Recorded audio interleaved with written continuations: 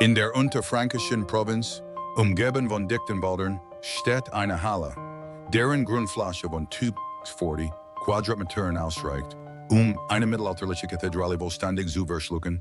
Sie gehört nicht zu einer Metropole, sondern zur 23.000 Einwohnerstadt Bad Kissingen. Die 1911 wollen der Wandelhalle ist der größte Bau ihrer Art in ganz Europa. Zusammen mit dem engeren Senden Regentenbau bildet sie einen monumentalen, herrschaftlichen Sandsteinkomplex. Diese Architektur wurde nicht für die lokale Bevölkerung errichtet, sondern für eine elitäre Oberschicht, die im 19. und frühen 20. Jahrhundert aus den Hauptstädten dreier Kontinente anreiste. Heute spazieren hier vor allem Tagesausflügler und Gesundheitsurlauber unter den gewaltigen Decken hindurch. Die massiven Steinsäulen und der Ausländung. Konzertmuschelwerken für eine deutsche Kleinstadt völlig aus den Fugen geraten, wie die leere Hülle eines längst verschwundenen Reiches. Bad Kissingens Monumentalbauten wurden einst für Kaiser und Zaren entworfen, aber das wirtschaftliche Überleben der Stadt hing am Ende nicht vom Adelige, sondern von der Bürokratie des deutschen Sozialstaats. Diese Kulisse zu verstehen, muss man dorthin schauen, wo der Waterwort aus dem Boden kam. Nach dem 19. Jahrhundert war Bad Kissingen die inoffizielle Sommerhauptstadt Europas. Hier flanierten russische Zaren, die österreichische Kaiserin und Reichskanzler Otto von Bismarck. Es war ein Ort des extremen Reichtums, finanziert durch eine kosmopolitische Elite, die wochenlang blieb und ihr Privatkapital in den luxuriösen Grand Hotels ließ. Doch ein Jahrhundert später war von diesem freien Markt nichts mehr übrig. An die Stelle der Monarchen waren Millionen von Deutschen, Kassenpadinen gerettet. Die Stadt lebte nun fast ausschließlich von der staatlich finanzierten Sozialkor. Als die Bundesregierung in Bonn 1996 mit der sogenannten Blumreform die gesetzlichen Zuzahlungen drastisch beschnitt und den Geldhahn zudrehte, kollabierte das System. Innerhalb kürzester Zeit brachen die Übernachtungszahlen massiv ein. Kurkliniken meldeten Insolvenz an und die Stadt stand vor dem wirtschaftlichen Abgrund. Wie konnte ein Ort, der für die mächtigsten Herrscher der Welt gebaut wurde, durch eine einzige politische Unterschrift fast bankrott gehen? Doch bevor der Stadt Kissingen fast ruinierte, hat einen der Staates erst erschaffen. Lange bevor die europäischen Dynastien das Tal der Fränkischen Sali für sich beanspruchten, war Kissingen ein bescheidener Ort, der mehr vom Salz als vom Glanz lebte. Über Jahrhunderte gehörte die Siedlung zum Herrschaftsgebiet des Hochstifts Würzburg. Die Menschen hier waren keine Hoteliers oder mondanen Kurstadt, sondern Handwerker, Ackerbürger und Salzsieder, die aus den mineralhaltigen Quellen der Region in Musselarbeit das Salz einkochten. Es war eine funktionale, von harter körperlicher Arbeit geprägte Wirtschaftsstruktur, die fernab der großen europäischen Siedlungen und Metropolen lag. Der geologische Ursprung für den späteren unermesslichen Reichtum der Stadt lag buchstäblich im Schlamm des alten Flussbettes verborgen. Im Jahr 1737 wurde bei einer Korrektur des Salalaufsteiger die Quelle wiederentdeckt. Was dort aus dem Untergrund sprudelte, war kein gewöhnliches Süßwasser. Aus den tiefen geologischen Schichten des Bunsensteins stieg eine stark kohlensäurehaltige, eisenreiche Natriumchloridquelle auf, angereichert mit unzähligen Mineralien, die einen unverkennbaren metallisch scharfen Geschmack verliehen. Die geologische Anomalie war perfekt ausbalanciert, die natürliche Kohlensäure sorgte davor, dass das Wasser beim Austreten die Oberfläche stark sprudelte und die gelosten Stoffe chemisch stabil blieben. Zwar erkannten und dokumentierten lokale Mediziner wie Georg Anton Boxberger bald die lindernde Wirkung dieses spezifischen Heilwassers bei Mägen, Darm- und Leberbeschwerden. Doch Kissingen blieb es ein Ort von lediglich regionaler Reichweite. Die Verkehrsinfrastruktur der frühen Neuzeit war ein massives physisches Hindernis. Die Landstraßen nach Unterfranken waren schlecht ausgebaut und für Kutschen beschwerlich. Vor allem fehlte es im Ort selbst den jeglichen repräsentativen Unterkünften, eine anspruchsvolle, erlungskräftige Klientel über Wochen zu binden. Das Wasser allein, so wohl seine chemische Zusammensetzung aussehen mochte, konnte das europäische Kapital nicht aus eigener Kraft ins Tal ziehen. Ein der Phänomen mag noch keine Weltmarkt. Der entscheidende politische Bruch, der diese Isolation aufhob, erinnerte sich auf der großen diplomatischen Bühne. Nach den Erschütterungen der Napoleonischen Kriege und der territorialen Ordnung Europas fiel Kissingen im Jahr 1814 endgültig in das Königreich Bayern. Mit dem Haus Wittelsbach bekam der Kleinort Wohlignue strategisch denkende Herren. Der bayerische Staat verfügte über genau die administrativen Strukturen und finanziellen Budgets, die ein lokales Heilbad brauchte, als staatlich gelenktes Unternehmen zu expandieren. Die bayerischen Könige erkannten, das Wasser allein nicht reichte. Man brauchte eine Bühne. Der Engpass des frühen 19. Jahrhunderts war rein physischer Natur. Das heilende Wasser sprudelte zwar in Höhle und Fülle aus dem Bunsenstein, doch die zerlungskräftige Elite Europas steckte auf den beschwerlichen Landstraßen fest. Eine tagelange schmerzhafte Kutschfahrt über befestigte Wege in ein fränkisches Flussdauer für Monarchen, Bankiers und Industrielle aus Berlin, Wien, Paris oder St. Petersburg, keine verlockende Aussicht. Das bayerische Königshaus verstand das strukturelle Problem. Privatskapital in großem Stil ensuzieren, musste der Staat zunächst massiv öffentliches Kapital investieren. Den Anfang machte König Ludwig von Bayern. Beauftragte den prominenten Architekten Friedrich von Gartner, Einst gemasses Kurhaus zu errichten, das 1838 vollendet wurde. Es war das erste steinerne Signal. Das Kissingen aus der landwirtschaftlichen Provinz auf die europäische Landkarte hob, die bayerische Krone baute Brücken, regulierte den Fluss, legte Kurgarten und schuf eine Infrastruktur, die Wilderneter in eine kontrollierte, geometrisch geordnete Parklandschaft verwandelte. Doch trotz des königlichen Siegels und eines ersten spurbaren Anstiegs der Gästezahlen blieb die grafische Isolation der absolut Obergrenze des kommerziellen Wachstums. Der eigentliche explosive Durchbruch erinnerte sich nicht an den Heilquellen, sondern auf einer Trasse aus Stahl und Schotter. Am 9. Oktober 1871 wurde die Eisenbahnstrecke von Schweinfurt nach Kissingen feierlich eröffnet, was auf den ersten Blick wie ein lokaler Infrastrukturausbau wirkte, war in Wahrheit der direkte Entschluss der Kleinstadt in das globale Verkehrsnetz der Industrialisierung. Der neue Bahnhof Bad Kissingen war die entscheidende logistische Schleuse. Veränderte die Zeitraumrechnung des europäischen Tourismus radikal. Vor 1871 bedeutete die Reise aus den großen Metropolen einen kraftvollen Transport, der den gesundheitlichen Nutzen der Kur auf zunichte machte. Mit der Eisenbahn verkürzte sich die Fahrzeit dramatisch. Plötzlich konnten russische Großfürsten, britische Lords und französische Diplomaten in luxuriösen Schlafwagen fast nahtlos bis in den Rand des Kurgartens reisen. Dieser technologische Wandel löste auch ein massives logistisches Problem. Den Transport von Personal und Ausrüstung. Eine hochadlige Familie reiste für eine sechswöchige Kur nicht mit Handgepäcken. Sie brachte Dutzende Überseekoffer, Eigencoaches, Sofen, medizinisches Gerät und teilweise eigene Mobil mit. Erst die Güterwagens der Eisenbahn machten es möglich, diesen enormen materiellen Aufwand effizient abzuwickeln. Der Bahnhof wurde in den Folgejahren zu einem repräsentativen Empfangspalast ausgebaut.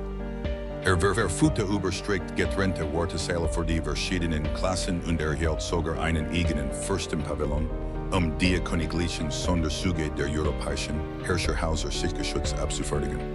Die quantifizierbaren Folgen dieses Niederlags waren gewaltig. Die Übernachtungshallen schossen in die Höhe, zahlte man Mitte des 19. Jahrhunderts noch rund 4.000 Pound Kurgäste im Jahr. Beschleunigte sich das Wachstum in den Jahrzehnten nach dem Bahnanschluss. Die Jahrhundertwende registrierte die Stadt bereits fast 30.000 Kurgäste jährlich, bei einer eigenen Wohnbevölkerung von nur gut 400.000 Menschen.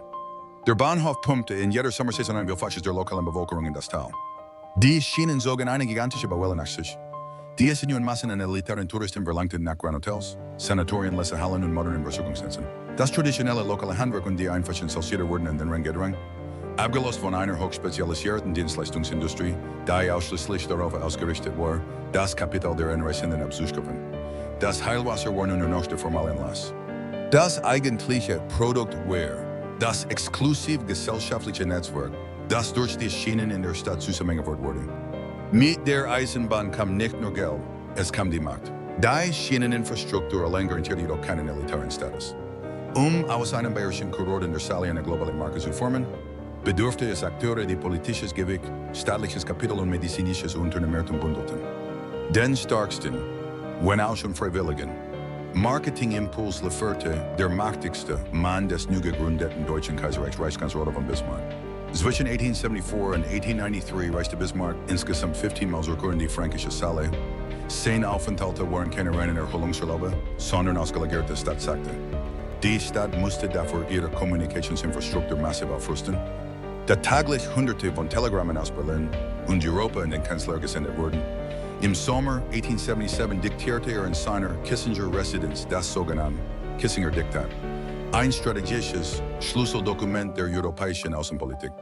Bismarcks physische Präsenz wirkte wie ein Magnet. Wo der Kanzler wochenlang kurte, versammelten sich Monarchen, Diplomaten, Großindustrielle und der Hochadel, informelle Netzwerke zu pflegen und politische Allianzen zu schmieden.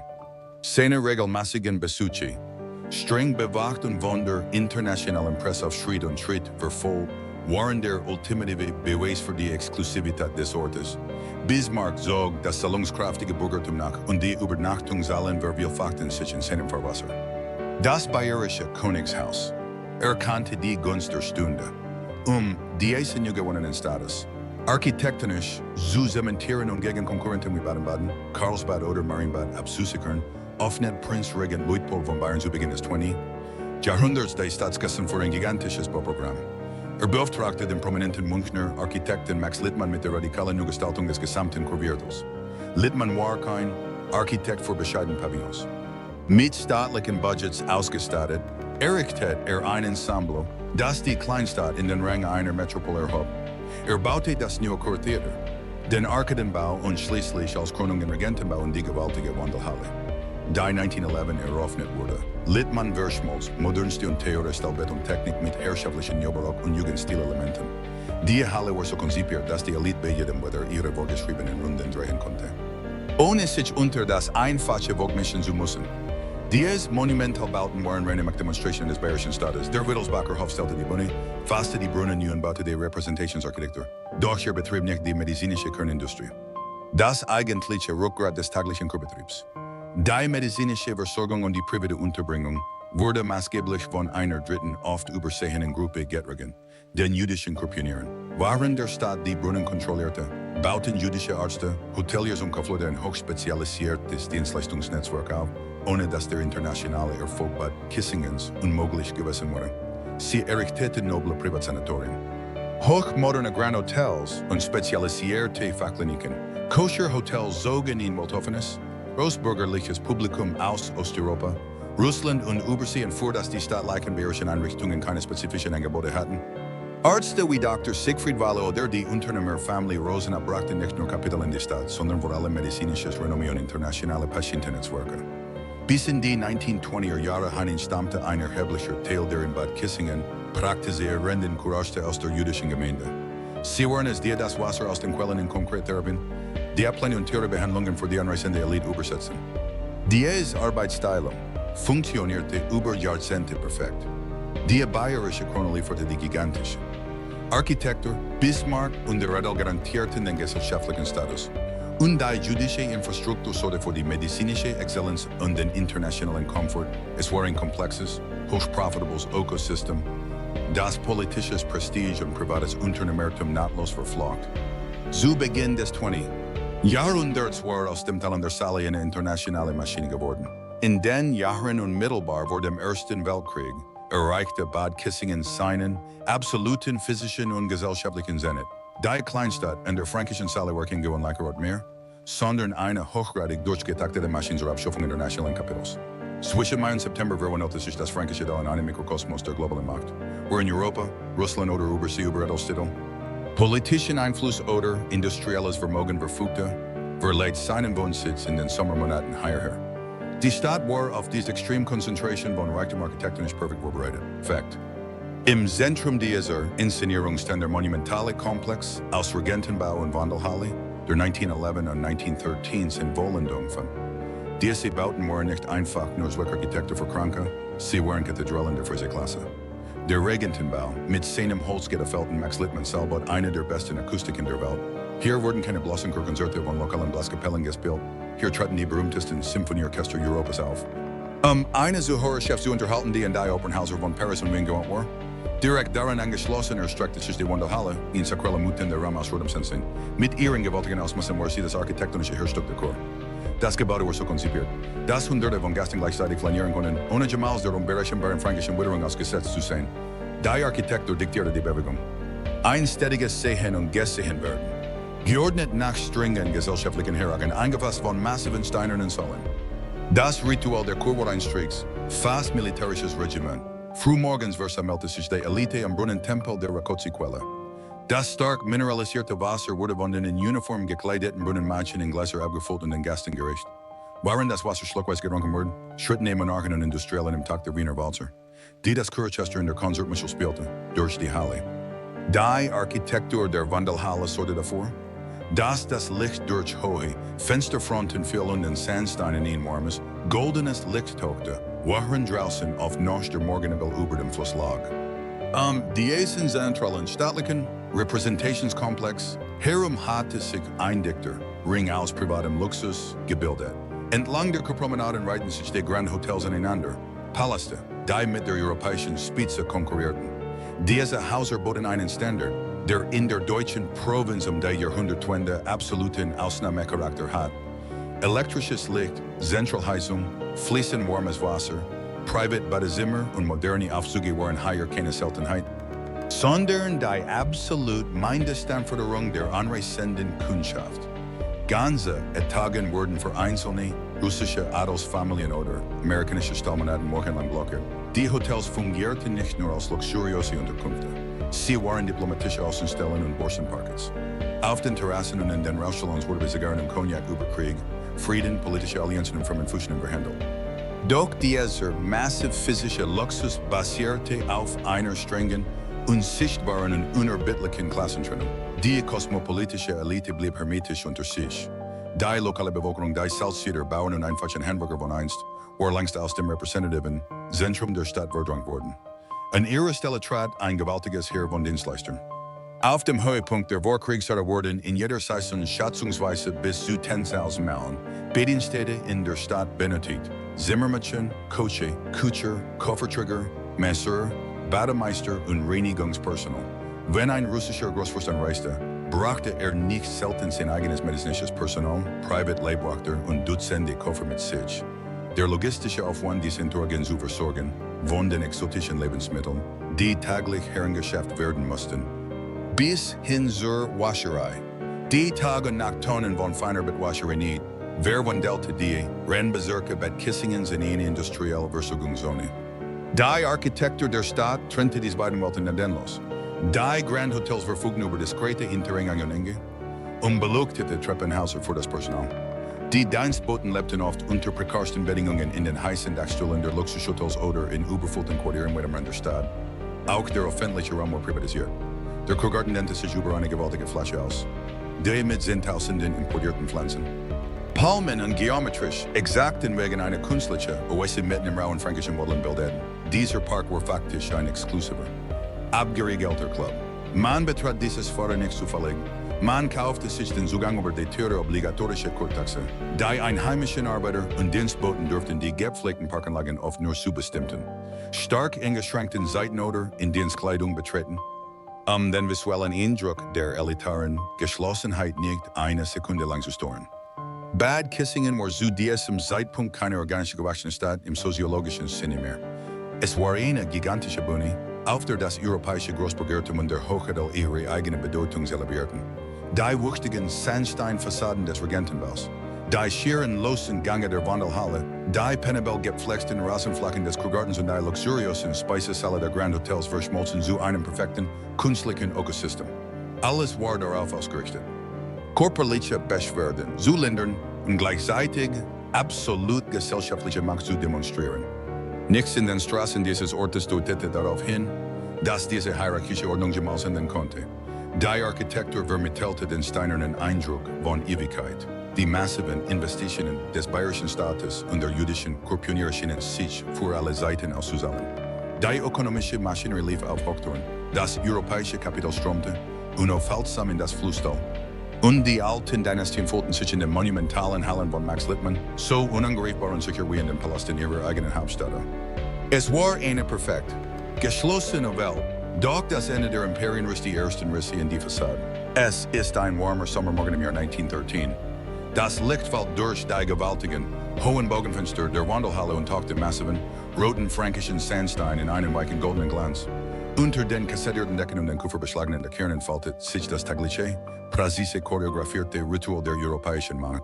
Das Gerausch der Tausender schritte auf dem glatten Steinboden vermischt, sich mit dem gedampften, mehrsprachigen Murmeln russischer, französischer und englischer Konversationen. In der Konzertmuschel spielt das 45, mannstarke Chorchester, einen langsamen Walzer, dessen Tone von der perfekten Akustik der Halle getragen wurden. Es gibt keine Hektik, keine lauten Rufe, nur die gemessene, langsame Bewegung einer Oberschicht, die sich ihrer eigenen und angreifbarkeit wollig sicher ist. Die braunen Mädchen in ihren gestarkten, weißen Schürzen füllen im Sekundentakt das trübe, scharf riechende Rakotzi-Wasser in geschliffene Gläser. Die Industriellen aus dem Ruhrgebiet. Die Großfürsten aus St. Petersburg und die Diplomaten aus, London Nehmendei, Gläser Enkigen, trinken schluckweise und setzen ihren kontrollierten Spaziergang fort. Alles in dieser Halle, vom kühlen Stein bis zu den schweren, schmiedeisernen Toren, strahlt absolut steinerne Ewigkeit aus. Niemand in dieser sommerlichen Idylle an, dass die Reiche aus den Enzianger sind, nur ein Jahr später auf den Schlachtfeldern Europas in Stücke gerissen wurden. Die Wandelhalle steht in diesem Moment als unerschütterliches Monument einer grenzenlosen kosmopolitischen Elite.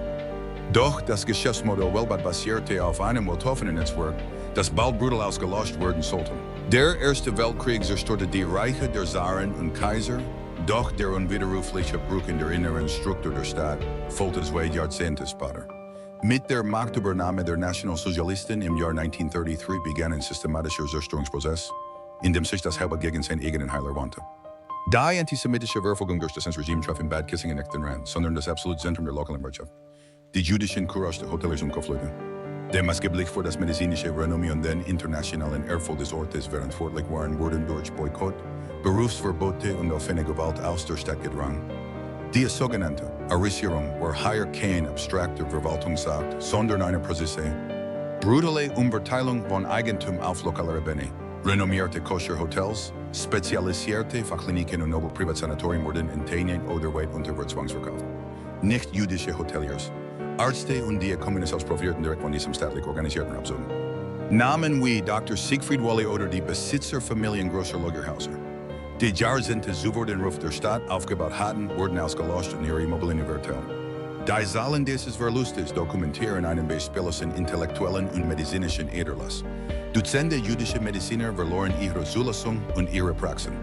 Von den Mitgliedern der jüdischen Gemeinde Bad Kissingens konnten wir in letzter Minute ins Ausland fliehen. Doch für 69 jüdische Bürger endete die Verfolgung in der Deportation und Ermordung in den Konzentrations- und Vernichtungslagern. Dieser rassistische Gewaltausbruch veränderte den wirtschaftlichen Mechanismus der Stadt fundamental. Mit der Vertreibung der jüdischen Pioniere erschlug das Regime genau jene internationalen Netzwerke, die das Private Capital aus New York, London oder Osteuropa in die fränkische Zelle geleitet hatten, die weltoffen großbürgerliche Klientel mit das nationalsozialistische Deutschland. In ihrer Stelle traten zunehmend regimenttreue Funktionäre mit Beginn des Zweiten Weltkriegs. Verwundete Soldaten, als die noblen Hotels und Wandelhallen massenhaft in Reservelazarettum funktioniert wurden. Als der Krieg endet, stand die monumentale Hülle aus fränkischem Sandstein noch unversehrt, aber das kosmopolitische Publikum und die medizinischen Pioniere waren für immer verschwunden. In den Jahrzehnten nach der Gründung der Bundesrepublik im Jahr 1949 füllte sich die statische Hülle wieder.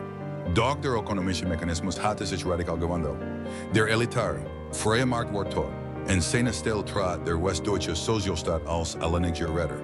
Die gesetzlichen Krankenkassen und Rentenversicherungsträger übernahmen die verwaisten und einst integrierten Kliniken sowie die letzte Hände in Luxushotels. Sie wandelten die Infrastruktur der Kaiser und Großbürger in funktionale Massenunterkunft für die sogenannte Kassenkoran. Bad Kissingen erlebte einen zweiten, gewaltigen Boom, aber es war ein Wachstum in völliger Abhängigkeit. Aus dem exklusiven Kaiserbad wurde das demokratische Kassenbad. In der Hochphase der 1970er und 1980er Jahre stiegen die Zahlen auf über 2 Millionen Übernachtungen jährlich, wobei das Sozialsystem teilweise über 90% aller Aufenthalte in der Stadt finanzierte. Die örtliche Wirtschaft musste sich nicht mehr internationales Marketing bemühen. Die Betten wurden durch garantierte Kontingente der Behörden automatisch gefüllt. Solange die Kassen zahlten, funktionierte die Maschine, doch das Risiko lag nun bei einem einzigen Auftraggeber, dem Staat. Der Riss im System kam nicht durch eine langsame wirtschaftliche Abkühlung oder veränderte Modetrends, sondern durch einen drastischen Beschluss in Bonn. Die totale Abhängigkeit von der staatlichen Finanzierung, die Bad Kissingen nach dem Zweiten Weltkrieg erst gerettet und dann gewaltig aufgebläht hatte, wurde der Staat nun fast zum Verhängnis. Mitte der 1990er Jahre standen die gesetzlichen Krankenkassen und Rentenversicherungen unter massivem finanziellem Druck. Die Bundesregierung unter Arbeitsminister Norbert Blum regierte im Herbst 1996 mit dem sogenannten Gesundheitsstrukturgesetz. In den Kurorten der Republik bald nur noch als Blum-Reform gefürchtet. Das politische Ziel war eine radikale Kostensenkung im Gesundheitssystem und die präventive Kur galt als der einfachste Hebel. Die gesetzlichen Einschnitte waren brutal. Die Regeldauer der genehmigten Aufenthalte wurde von wir auf 3 Wochen gestützt. Das Intervall, in dem Versicherte eine neue Kurve tragen durften, verlängerte sich von 3 auf 4 Jahre. Gleichzeitig wurden die täglichen eigenen Teile für die Patienten drastisch erhöht. Für Bad Kissingen war dieser Federstrich ein tektonisches Beben. Der Einbruch war nicht schleichend. Passierte buchstäblich über Nacht. Waren die städtische Wirtschaft 1995 noch tief in der Sicherheit garantiert durch staatliche Bettenkontingente ruhte, brachen die Einkommenszahlen im darauffolgenden Jahren sich zusammen. Bis 1997 verzeichnete Bad Kissingen einen Rückgang der Übernachtungen fast 30%. Es war ein Verlust von 100.000 sicher geglaubten. Durch finanzierte Nächten innerhalb eines einzigen Jahres. Ein Schock durch jede kommunale und private Kalkulation vernichtete. Das System der Kassenkur, das die Stadt über vier Jahrzehnte am Leben gehalten und gebracht hatte, wurde faktisch obsolet. Der bundesdeutsche Sozialstaat zog 10 Kapitel verschlagert aus der unterfränkischen Provinz ab. Plötzlich stand die Stadt vor hunderten leeren Klinikbetten, verwaisten Spezialisten und einer gigantischen, auf Massenerfertigung gerimmten Infrastruktur, die niemand mehr bezahlen wollte. Der Zusammenbruch des staatlichen Kurbetriebs zog eine Kettenreaktion nach sich, die fast jeden Haushalt in Bad Kissingen erreichte. Die Stadt hat sich über Jahrzehnte in eine hochspezialisierte Monostruktur verwandelt. Fast die gesamte lokale Wirtschaft hing direkt oder indirekt in der Zuweisung von Kassenbedienungen. Als diese Zuweisungen nach der Gesundheitsreform von 1996 massiv einbrachen, traf der Schock nicht nur die Betreiber der großen Kurkliniken, sondern das gesamte gewachsene Dienstleistungsnetzwerk von den spezialisierten Bäckereien bis hin zu den Reinigungsfirmen. In den Monaten und Jahren nach dem politischen Beschluss rollte eine beispiellose Entlassungswelle durch das fränkische Tal. Kliniken mussten ganze Stationen schließen, das Personal für Physiotherapie, Badeanwendungen und Massage wurde drastisch reduziert. Die Arbeitslosigkeit im Kursektor schoss in die Höhe. In den späten 1990er und frühen 2000er Jahren gingen schrittweise Tausende von direkten und indirekten Arbeitsplätzen in der Region verloren oder wurden in Prekaritätsverhältnissen umgewandelt. Die hochspezialisierten Angestellten, die jahrzehntelang den reibungslosen Ablauf der Massenkuren garantiert hatten, standen plötzlich vor einer völlig veränderten Lebensrealität. Das sichere Einkommen durch den deutschen Sozialstaat war Geschichte. Dieser massive Stellenabbau entzog der Stadtkasse gleichzeitig die finanzielle Grundlage, die Einnahmen aus der Protektion der Gewerbesteuer, die so verlässlich gesprudelt waren wie das Wasser der Rakotzi-Quelle, fielen drastisch ab. Die Kommunen standen vor dem gewaltigen Problem, eine städtische Infrastruktur unterhalten zu müssen, die für mehr als 2 Millionen Übernachtungen im Jahr dimensioniert war, waren die tatsächlichen Nutzerzahlen kontinuierlich schrumpften. Der Unterhalt der endlosen Parkanlagen, der monumentalen Wandelhalle und der zahlreichen öffentlichen Bäder fressen immer größeres Loch in das nun schrumpfende kommunale Budget. Gleichzeitig veränderte sich die Konkurrenz auf dem europäischen Freizeitmarkt radikal. Waren Bad Kissingen verzweifelt versuchte, den Verlust der staatlich finanzierten Kuren durch Privatselbstzahler auszugleichen, war das Reisen für die deutsche Mittelschicht so billig und zugänglich geworden wie nie zuvor. Die Deregulierung des europäischen Luftverkehrs brachte die Art der Billigflieger hervor. Vor dem Preis. Denn ein Deutscher Arbeitnehmer in den 1980er Jahren willigt für eine Kurse nach Unterfranken als eigenen Teil bezahlt hatte, flog man nun ans Mittelmeer. Mallorca, die Kanarischen Inseln und die türkische Riviera zogen genau jene Erholung zu kennen, die früher der fränkischen Sanatorien gefolgt hatten. Der klassische deutsche Kur mit ihren stricken arschlichen Trinkplanen. Der strengen Diät und den coolen Morgenrunden wirkte gegen den billigen Sonnenurlaub im Süden plötzlich aus der Sicht gefallen, starr und unattraktiv. Der schmerzhafte Versuch, sich an einen freien Markt anzupassen, den man 50 Jahre lang gehend ignorieren konnte, brachte die folgenden 2 Jahrzehnte. Bad Kissingen musste lernen, nicht mehr von der automatischen Zuteilung aus Bohnen, sondern von der aktiven, kommerziellen Werbung zu leben. Der antiquierte Begriff der Kur wurde zunehmend aus dem Marketing verbannt und durch das weitere internationale Konzept des Wellness ersetzt. Man versuchte, jüngere Zielgruppen mit neuen Thermenlandschaften, Saunawelten und präventiven Gesundheitsangeboten anzulocken. Die Stadt musste sich vom passiven Empfänger von Krankenkassengeldern zu einem aktiven Akteur im Hart- und Kapitalismusmarkt wandeln. Wohin das Kapital und die Arbeit gingen, war eindeutig. Die massenhafte veronette Gesundheitsversorgung verlagerte sich in hochspezialisierte Rehabilitationszentren abseits der traditionellen Kurorte oder wurde gänzlich gestrichen. Das private Urlaubsgeld der deutschen floss stattdessen auf internationale Flugrouten und ins europäische Hotel angenommen. Bad Kissingen liegt zurück mit dem Erbe einer doppelten Überdimensionierung, den prunkvollen Palast in der Monarchen aus dem 19. Jahrhundert und den funktionalen Bettenbergen der Krankenkassen aus der Nachkriegszeit. Beide Systeme, der europäische Hochschulung der bundesdeutsche Sozialstaat, hatten die Stadt gigantisch gemacht und beide Systeme hatten sie am Ende sich selbst überlassen. Der Wandel der Gesellschaft schrieb sich unauslöschlich in die Steine der Stadt ein.